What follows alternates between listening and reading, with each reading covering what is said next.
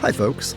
I'm Conor Gaughan. Welcome to Consensus in Conversation, the podcast where we're talking with innovators, entrepreneurs, and thought leaders who are building successful businesses while helping us build a better world. It's been a minute since we released a new episode, but we're breaking our hiatus to bring you a special 3-part series live from the PowerCast stage at CleanPower 2025 in Phoenix, Arizona, where I sat down with some powerhouse leaders to talk about the future of renewable energy.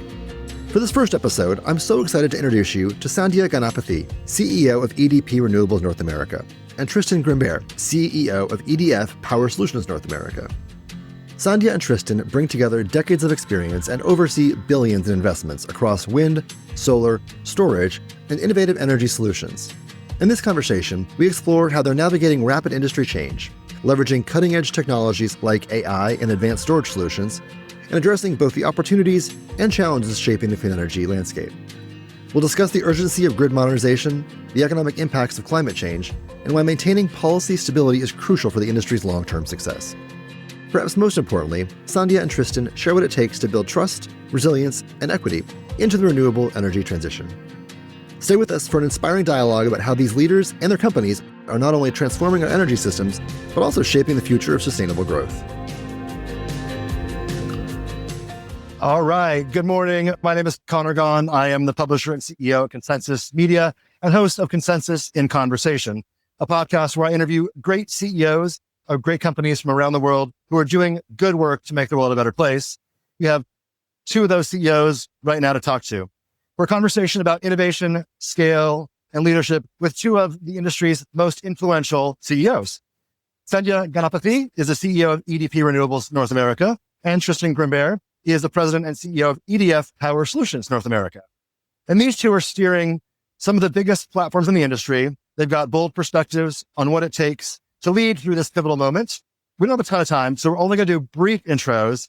If you would each give us a few seconds, high level, of what you're thinking about at your companies and what you're excited about right now. Sandhya, let's start with you. Yeah. Morning, everyone. Actually, this is the first time Tristan and I are sharing the stage, so I'm excited as well. I'm the CEO of a company called EDP Renewables. We are among the top 5 developer, owner, operators globally, as well as here in the US. We do the whole scale, right from wind, onshore, offshore, to batteries, to PV, to distributed generation.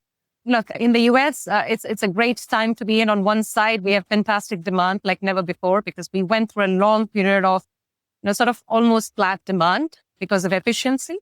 And now with everything that's happening around reshoring, manufacturing, industrialization, around electrification, and of course the AI boom, we are seeing massive spurts in energy growth, which is great for the sector because this is what we are all driven towards, right? Putting more steel into the ground, putting more megawatts into the ground. So it's a fantastic time. But on the other side, we also have a lot of clouds like looming over us, right? Just in terms of uncertainty on the policy side, uncertainty around whether it's trade, whether it's tariff, whether it is everything that we are dealing with today. But what I'm looking forward to is the fact that I think the previous session ended with that optimism note you asked the other speakers, which is there is so much of demand. There is so much of need for this energy to come, right? And it has to be just unplugged. We just have to sort of permeate through this haze that we have in front of us. But I'm very, very confident that today from a 2% of the energy mix, we are at about 16 to 18%, right? And that has taken a lot of us decades. But the next 20%, it's not going to take us so long. And that's fantastic for me as I look forward. Yeah. Tristan. Thank you. Very, very similar. Nice to be with you this morning. Very similar profile. We've been in renewable for 40 years in the US here. One of the first company in wind. We do wind, battery, solar, hydrogen, biomass, biogas, pump storage, hydro, and etc. Very excited to be in the market today. As you guys have highlighted, there is a lot of demand right now for our product. That's the most important thing that we have to hang on to at a time where there is a lot of turbulences as well. So we just have to navigate that and carry through with the 2 big stakes today. One is the demand that has been highlighted a lot. So that's driving the product. I think the other one I want to remind everybody is that it's not because every administration that we have to lose focus on decarbonization. We have reached 1.7 degrees last year, when 6 years ago in the Paris Accord, it seems to be so far away. Yeah. We're aiming at 1.5 by the end of the century. So we're there already. And we see that in terms of natural disaster. This is not a tree-hugger issue. This is an economic issue. The cost of natural disaster is going to increase. I got a house where insurance has been multiplied by 4 over 4 years in terms of cost. that is coming to hunt us. And we see that in our project today in terms of insurance costs, but it's going to get worse as we have higher risk. So it is not just, we need to go beyond bipartisan positions, and we have to embrace that as an energy transition that is necessary to face the demand in a way that is manageable economically. It's funny because we talked a lot about demand on the last panel, but we talked about demand as an aggregate, big picture, all the things demanding energy. There is also an element of demand, which is there are more purchasers of power who are demanding cleaner solutions. And so it's good to hear you talk about that, specifically point that out as a distinction. Yeah, I mean, most of people see that as antagonistic, the position of trying to grow the economy and to be clean. I think it goes together. It's very important to do that. You think about heat pumps, for example. We talk about AI a lot, and AI growth is going to be enormous. We don't know whether it's going to be enormous, or just regular enormous. We don't know yet. We'll figure it out. But the key question also is that electrification is not only that. Yes, there is EV, but heat pumps. Think about the fact that heat pumps now are sold at a higher frequency. There is more heat pumps sold than gas furnaces. And that's much more efficient. It's much cleaner. And that's necessary as part of the transition. Yeah. There are a ton, you two in particular are true leaders in technology and innovation, like your organizations, but also your backgrounds. We're so lucky to have you on stage in that context. What are the biggest innovations and technologies where you see potential to really change the game? If you're asking me, we spend a lot of time in terms of how all of us can serve energy to the increasing demand, but we don't really think about how we can use that technology in order to adapt how we deliver this energy, how we deliver electrons, right?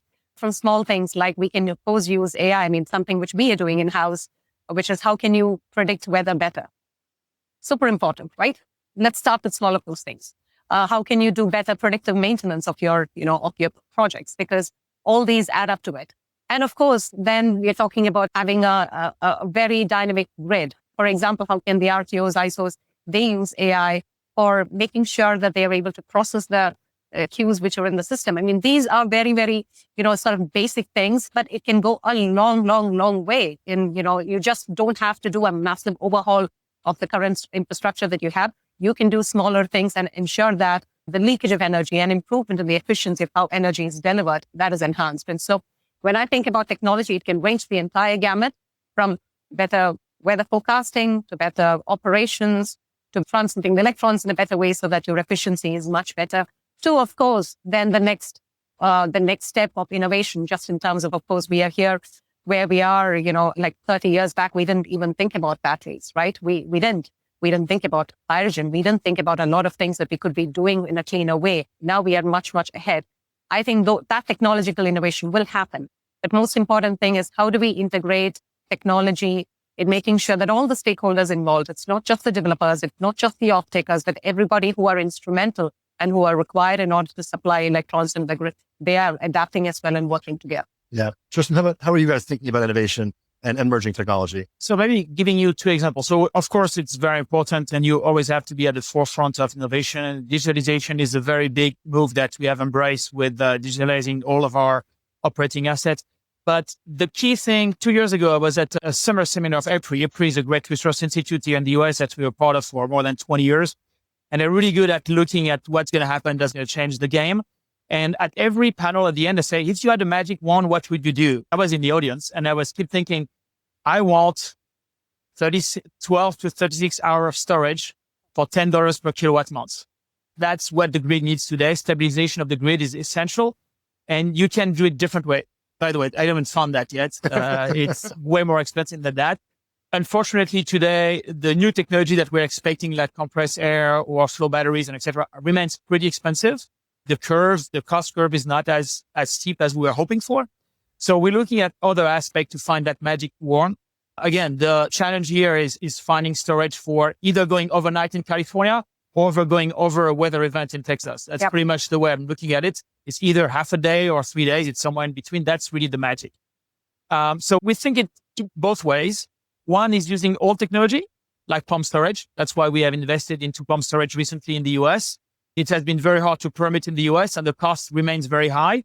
But what we realize is the cost is really high because it has not been done for a very long time in the US. So there is a lot of tendency And we brought a bunch of our global engineers from our global expertise in pump storage that we think we can lower the cost to a level that is competitive. So it's kind of making a whole recipe work again in the US with those pump storage projects. That's on one hand, but it doesn't fit every geography. The other aspect is our PowerFlex venture, where we are the leader in the large number of EV charger deployment facilities. So basically, we're the leader in more than 20 or 40 chargers in one spot. And what we do is, one, we do no harm. So we have adaptive load management. So we manage all those EVs that are charged on the grid so that they don't draw too much and we don't need to upgrade the grid to a level that is cost prohibitive, one. And two, our goal is to be able to provide V2G and ancillary services and support the grid from the EVs. It has taken more time. That vision was in 2015. I thought that in 2025, we would be much further than that in EVs, but the penetration is much slower in the US than it is in Europe or in China. But we're going to get there. And that's our vision, is that you can turn what can be a disadvantage, because if everybody comes back home and plug at 6 p.m. home, that's going to draw a lot of energy. You can turn that into an advantage and control that storage facility. When I see an EV, I see a battery on wheels. I don't see a car. I see a battery on wheels. That's what I want to leverage. So two examples of what we're trying to do. Being an electrician for 80 years in Europe first and in the US, we really want to look at the grid as holistically and think about all the tools that we have at our disposal to be able to balance it and deliver a clean solution at the most affordable cost. Sandhya, you're smiling. I feel like this resonates with you. No, it does. Because look, adoption in the US, as much as we are the most developed economy in the world, some of these adoptions is slower, right? Even just think about our grid, the amount of reinforcements that we need to do to the grid, we are still debating. And we should be we should have done this long back. And we are still debating, whether we have to do this and what the pros and cons. And I think the time is now. It is super urgent that it is a time to call for action for everybody, right? So when Tristan talked about electrification and sort of EV charging and, sort of how widely it has spread here in the US and the adoption in the US, I mean, from an EDP perspective, we don't have that business here in the US, but we do that a lot back in Europe, right? And it's the same thing. And when I'm looking at countries, much smaller countries like Portugal and Spain, et cetera, and the kind of proliferation that you have and how commonplace it is, the fact that you have charging stations at your home or close by to a home. And I think, we have to get to that point, and we are in the right direction. We all just have to keep at it. And then we have to keep moving. So you both saw parts of the last conversation. It seems like one of the themes that folks are thinking about a lot here this week is figuring out the uncertainty, navigating the uncertainty. How are you guys thinking about the uncertainty, whether that's at a macro level, at the policymaking front, or the uncertainty of capital markets? We're dealing with a lot of things, including the policymaking regime, the demand side. Give me your take on how you think about the uncertainty and how you lead through that. Sure. Look, uncertainty is never a good thing, right? Whether it's in life, whether it's in business, whether it's in politics, none of us like change. And what we are going through is, we are in a quagmire. You just cannot get out of it. But the reality is business has to go on. And for me, the most important thing is policy is important. Policy matters for our sector. Policy matters for energy. But most important thing is fundamentals of the economy, right? And fundamentals of the market. And if you have the belief in that fundamental, you have to stick to it. You cannot just keep oscillating and changing your strategy every 4 years when a new regime comes into play. From our perspective, I think it's very important for us to assess the risk. We are not blindly walking into contracts which we cannot honor. We are not blindly walking into projects where we have no visibility on what CapEx will be, because there is so much uncertainty in terms of tariff. We are not blindly walking into things where, the interest rates are all over the place, right? And so you do need to have that good assessment of what is an acceptable risk that you can take. More importantly, what is the right allocation of risk between the various stakeholders, between yourself, the off-takers, the suppliers, and whoever is sitting at the table with you to deliver a project. And I think that risk allocation is very important. And then, of course, being a finance person by background, you always have to focus and stress test on the scenarios. What can happen if things don't go the way you planned out? I always tell my team that you always need to have plan A, plan B, plan C, plan doomsday, right? Do not come to be unless you have all of that for a project. Because even if times are not uncertain, things can happen. And we know project execution is not straightforward. No project is perfect, right? So you just have to prepare for it, but don't stop. We have to prepare for it and then continue the journey. Yeah. Tristan, how are you thinking about it? A very similar approach. I like the term fundamentals because I'm a big rugby fan. Growth fundamental is very important in rugby, but I use the word discipline. So 2.5 years ago, in facing all the what we call the headwinds or the turbulences that we had post-COVID, they're not necessarily linked to COVID, but when you think about a capital business, a capital dependent business, when the cost of money has increased by 500 basis points over 9 months, that's unsustainable. Yeah. And there is no good recipe for that. So 2.5 years ago, we start what we call our flight to quality, where we really looked at only offtake that we could honor. We had to cancel a bunch of them, like a lot of people, but we don't want to play the game where we bid something and we're not sure we'll be able to deliver. So it's about discipline. And when you're in a company that's focused on the long term, we're okay to lose market share. We just have to carry through the storm. And when you go through the storm, you reduce the sales, right? And then you try to carry through and you focus on the discipline and you build good project, maybe less, but good project. So I think it's very important. Besides my head talk here, what's important is that the economy is paying a price for this. We are paying a price for the economy. When you have a board that doesn't sit in the US and you try to sell the US as a land for investment, it's really hard. It's really hard when the rule of law is questioned, when permit can be pulled. We're going to pay a price for that collectively. And whether it's on one side or the other, there can be policy, as Miguel said, and you can have a policy on carbon, you can have a positive or negative. But if you change the rules every 4 years, that's very, very damaging. Today, how can you invest into a gas plant when you don't know what the administration will say in 3.5 years? It's very difficult. So it's very important that the term grandfathering, and I know it's not very popular, but you make sure that past investment decisions are not challenged by the newcomer. And that's super, super important that collectively realize there is a price to pay there. Yeah.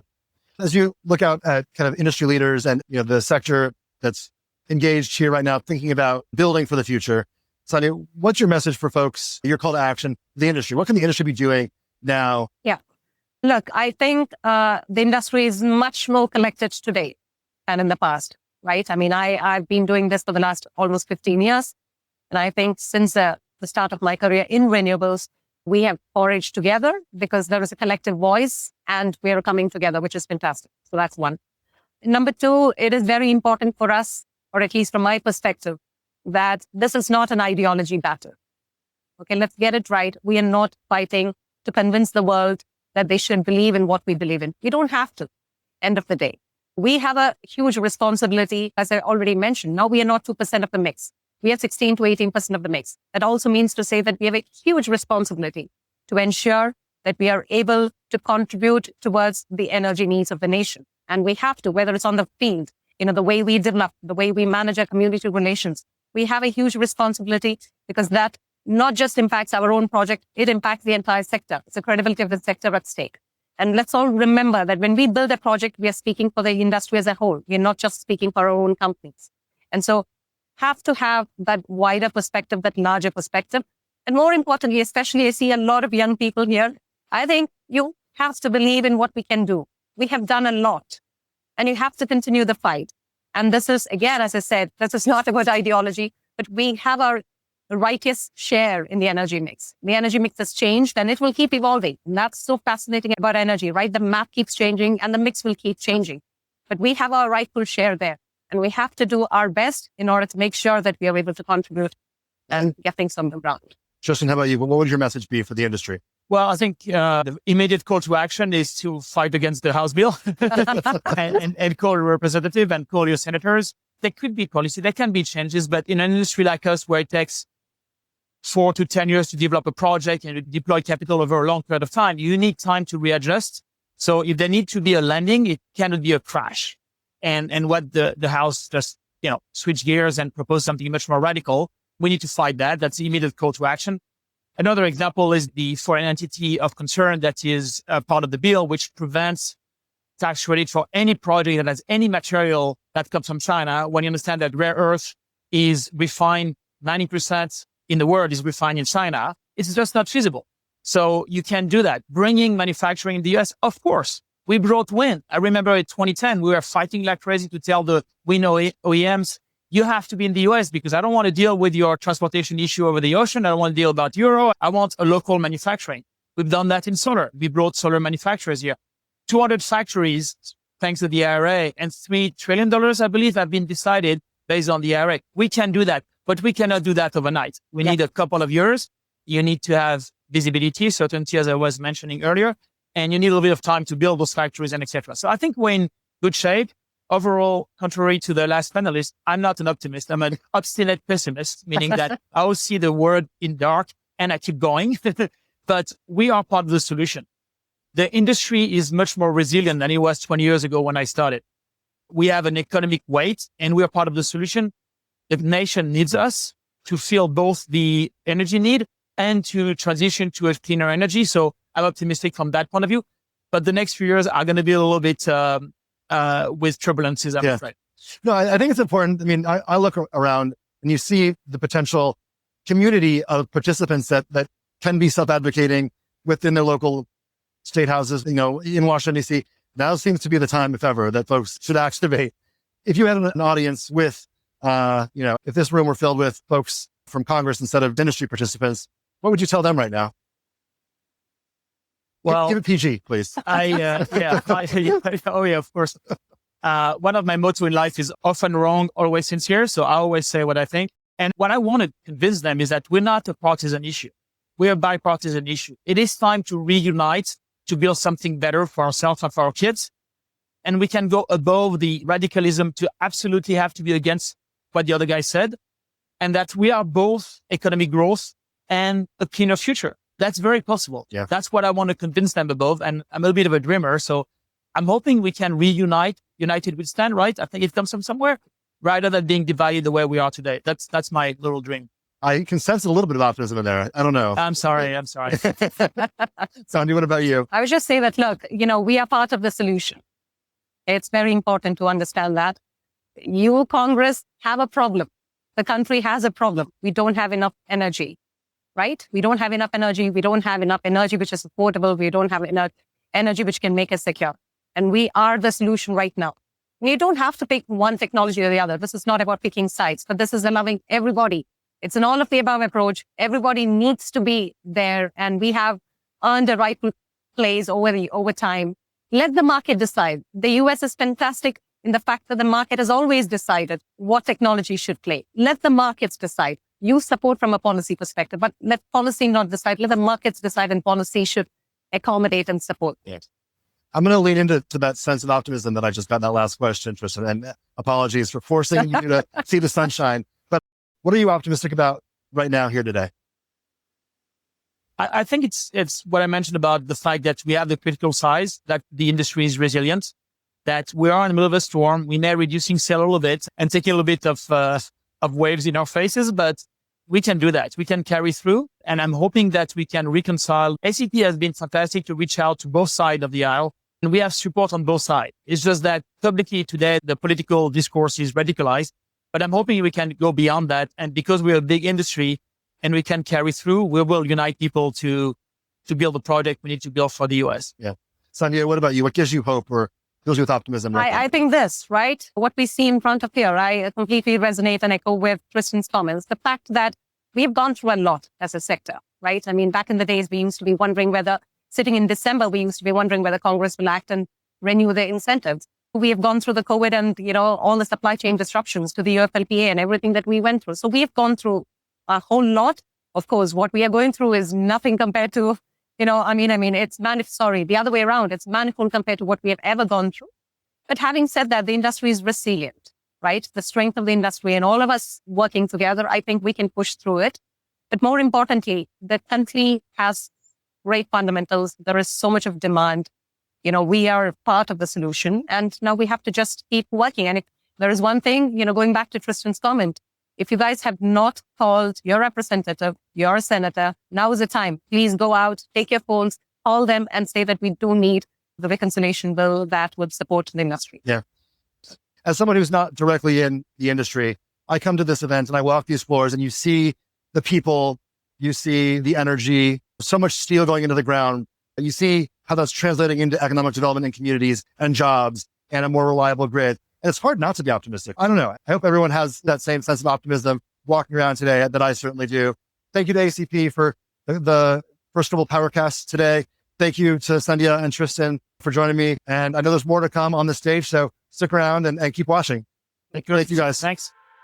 I was incredibly inspired by my conversation with Sandhya and Tristan, two visionary leaders driving change not just through innovative technologies, but through meaningful investments in people and communities. Visit edp.com/North America. That's edp.com/North-America.com. And edf-re.com. That's edf-re.com. We'll include these links and more in our show notes.